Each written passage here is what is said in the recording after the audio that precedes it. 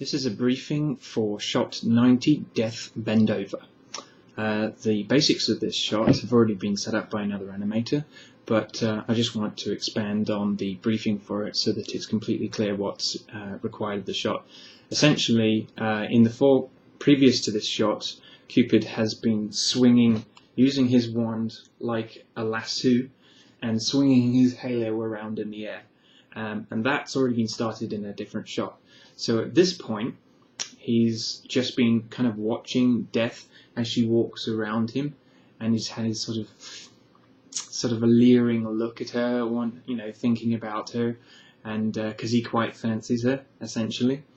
And in your shot, she bends over in the foreground, so we'll see probably, let's see, this is the framing, about this much of the screen kind of blocked out by her just bending over, and she doesn't have to do an awful lot. We don't even know why she's bending over. I'm imagining that she's dropped her scythe and she's bending over to pick it up or something. It doesn't really matter. It's something off shot, and the point is it's just a sort of sexy tease.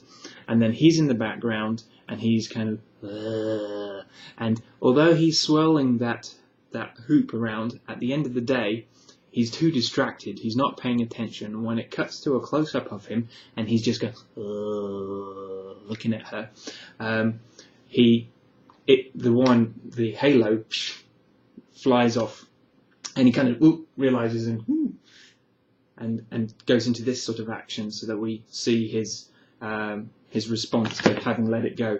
And the thing is, ultimately he doesn't really care too much about where it's gone, but in this particular case, he's obviously he's focused on her, and he's doing this slightly leering thing, so he's right on the edge of feeling guilty about it.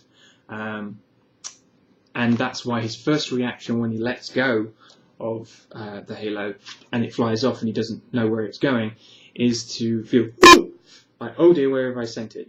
Because for all he knows, it could go off and hit her. But as it turns out, it doesn't hit her, but we can worry about that in another shot. So that's the focus of this shot anyway.